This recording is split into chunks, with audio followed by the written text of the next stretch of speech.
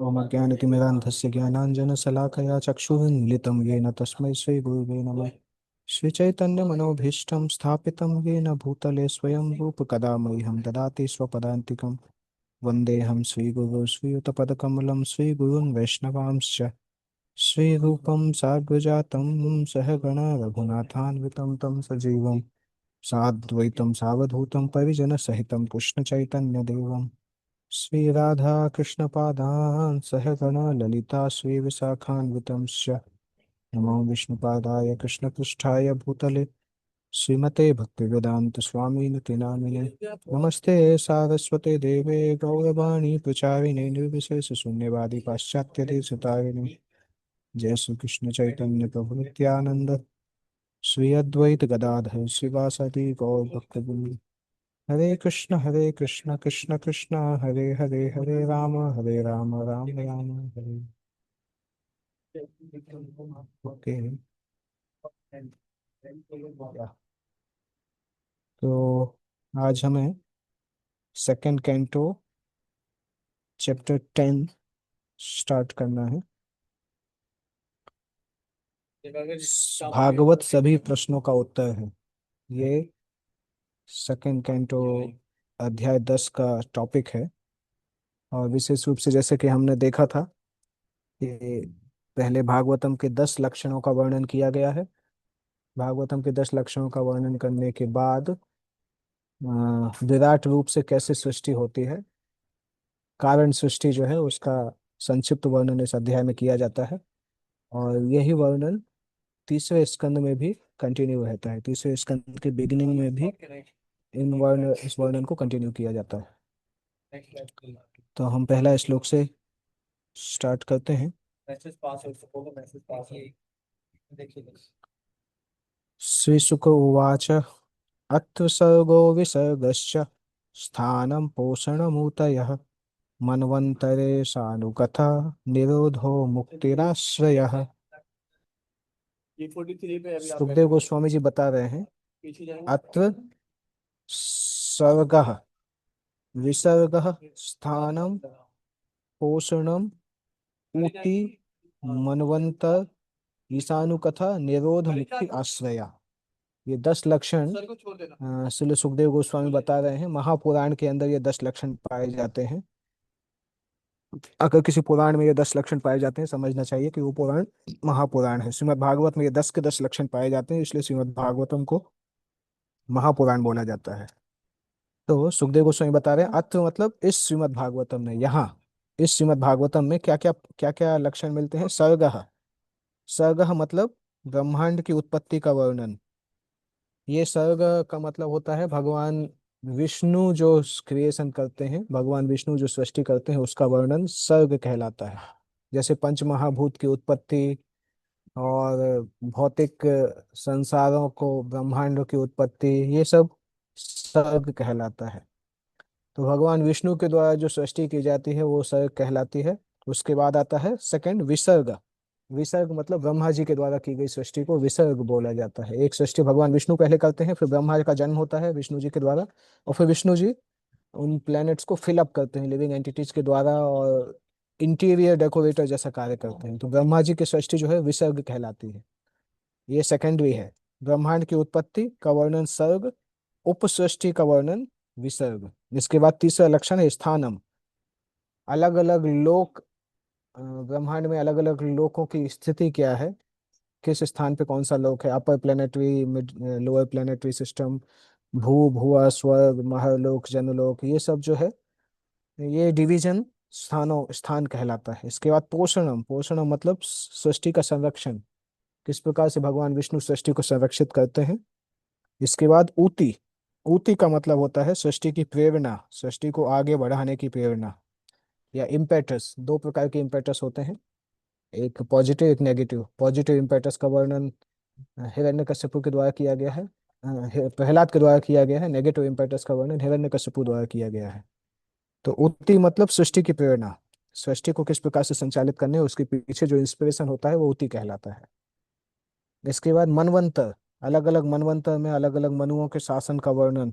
मनवंतर परिवर्तन या मनुओं का परिवर्तन। इसके बाद ईशानु कथा, भगवान के अलग अलग अवतारों का वर्णन ईशानु कथा कहलाता है। निरोध, निरोध मतलब भगवान के धाम में वापस जाना। मुक्ति मतलब मुक्ति की प्राप्ति, संसार से बाहर निकलना। आश्रय, आश्रय मतलब इन सब का जो आधार है, आधार तत्व, आश्रय तत्व, जिसका आश्रय स्वीकार करना है। तो श्रीमद् भागवतम में अगर देखा जाए तो ये 10 के 10 जो तत्व हैं, ऐसा नहीं है कि कोई एक कैंटो में एक तत्व है, दूसरे कैंटो में दूसरे तत्व है। हाँ, प्राइमरीली कैंटोज को इस तरह से डिवाइड किया है, परंतु श्रीमद् भागवतम में इन जनरल हर जगह पे एक तत्व दिखाई देते हैं। अलग अलग तत्वों का व्याख्यान, जैसे 5वें स्कंद में हम देखते हैं स्थानम का वर्णन है, जहाँ पे प्लेनेटरी सिस्टम को हम वर्णन करते हैं। ऊती का वर्णन जो है वो सप्तम स्कंद में है। विसर्ग का वर्णन तीसरे स्कंद में आएगा। सर्ग का वर्णन ऑलरेडी हमने दूसरे स्कंद में देखा हुआ है। 8वें कैंटो में मनवंतर का वर्णन है। ईशानु कथा का वर्णन, बहुत सारे भगवान की कथाएं तो पूरे भागवतम में है, और 9वें स्कंद में लगातार कई ईशानु कथाएं हैं। तो इस प्रकार से इस श्रीमद् भागवत में 10 विभाग हैं, जो ब्रह्मांड की उत्पत्ति, उपसृष्टि, लोकांतर, भगवान द्वारा पोषण, सृष्टि की प्रेरणा, मनुओं के परिवर्तन, ईश्वर का ज्ञान, अपने घर भगवत धाम गमन, मुक्ति तथा आश्रय से संबंधित है। तो सुखदेव गोस्वामी जी बता रहे हैं कि किस प्रकार से भागवतम में ये 10 तत्व दिए गए हैं। सर्ग विसर्ग, ये मेमोराइजेशन श्लोक है।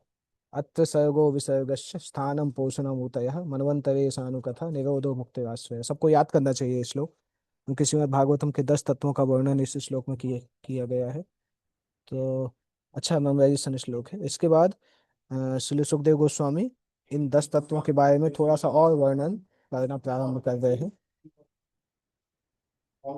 दशमस्य विशुद्ध्यर्थम नवानाम इह लक्षणम वर्णयन्ति महात्मानः श्रुतेनार्थेन चांजसा।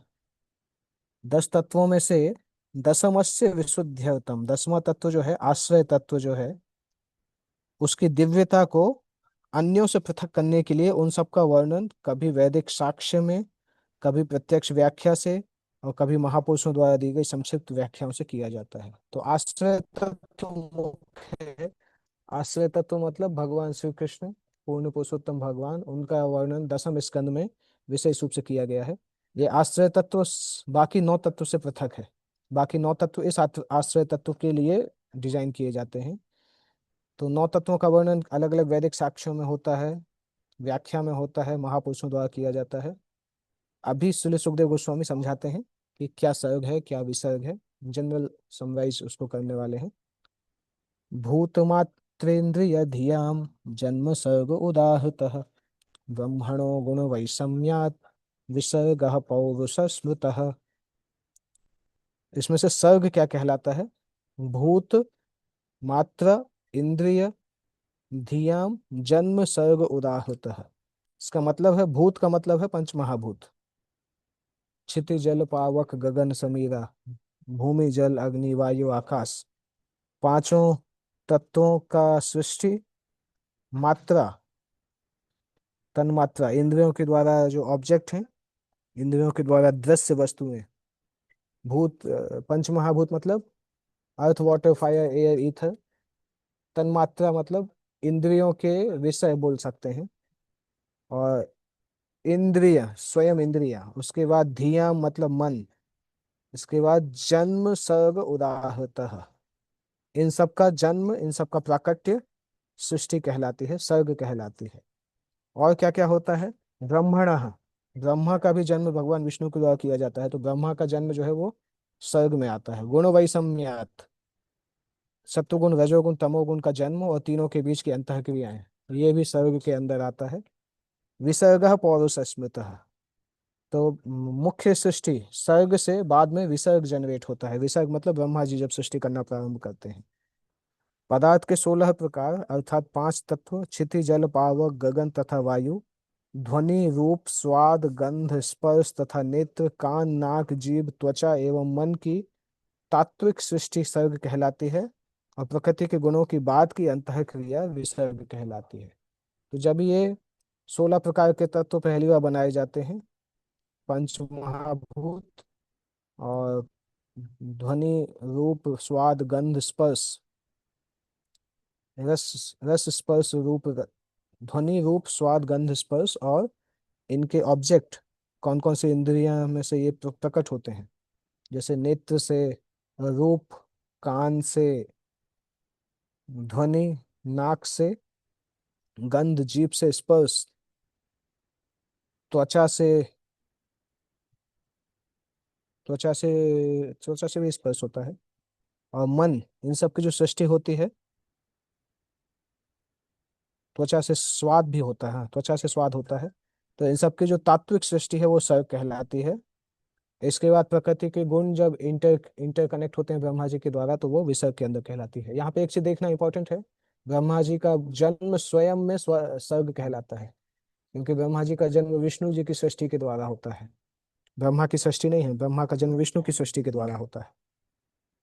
तो अभी भागवतम के जो 10 लक्षण हैं, इन लक्षणों की व्याख्या करने के लिए वर्णन किया जा रहा है। अगले 7 श्लोकों का वर्णन, लगातार 7 श्लोक आए हैं। इसमें से पहला श्लोक जो है ये बता रहा है कि 16 तत्वों का प्राकट्य सर्ग के द्वारा होता है, और भगवान के अवतार महाविष्णु, भगवान कृष्ण के जो अवतार महाविष्णु हैं, वो इन 16 शक्तियों के सृजन के कारण है। और ये सृष्टि भगवान महाविष्णु की 16 शक्तियों की प्रतिक्रियाओं का ही फल है, जो कि ब्रह्मा जी बताते हैं। आधार शक्तिम अवलंब्य पराम स्वमूर्तिम गोविंदमादि पुरुषम तमहम भजामि। ब्रह्मा जी इसमें वर्णन करते हैं कि भगवान गोविंद योग निद्रा में रहते हैं, और उनके दिव्य शरीर के प्रत्येक रोम छिद्र में असंख्य ब्रह्मांड स्थित रहते हैं।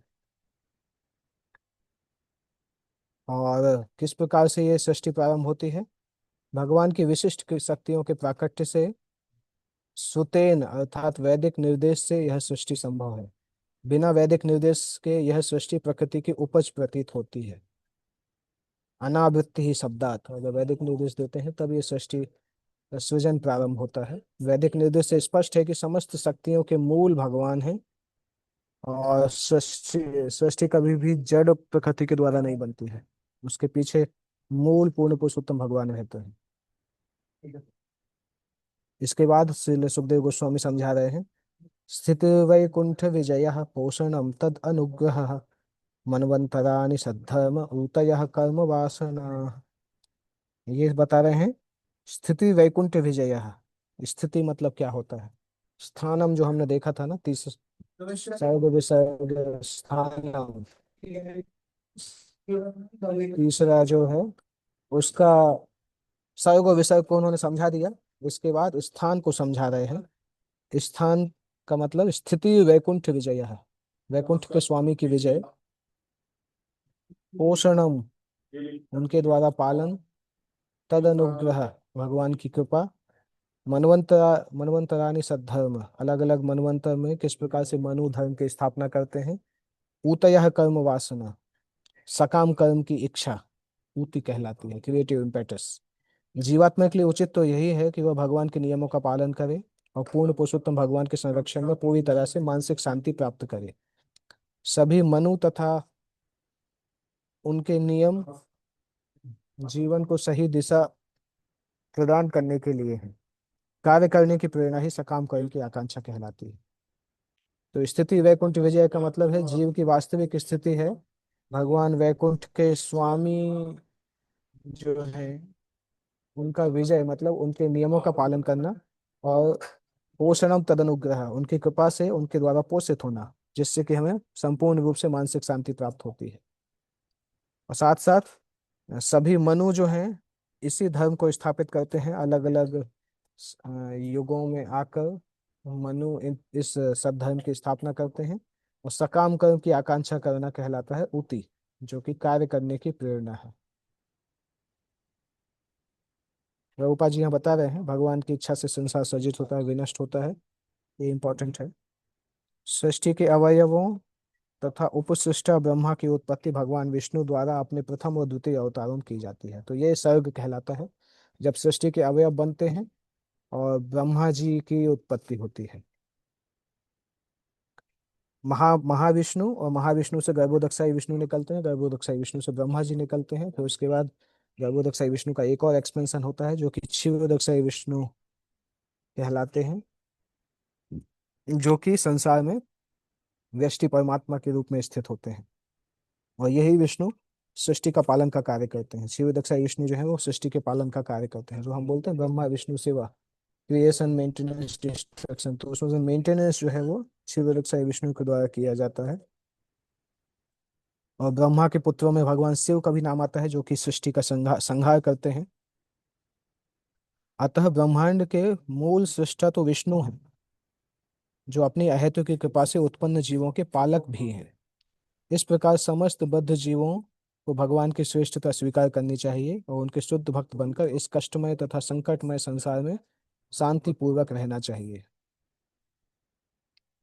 अगर कोई केवल संसार में इंद्रिय तुष्टि को सही समझता है और भगवान की बहिरंगा माया शक्ति के द्वारा मोहग्रस्त हो जाता है, तो इसको इस संसार में सृष्टि, उत्पत्ति, प्रलय, इन सब को हैंडल करना रहता है, लगातार भोगना पड़ता है।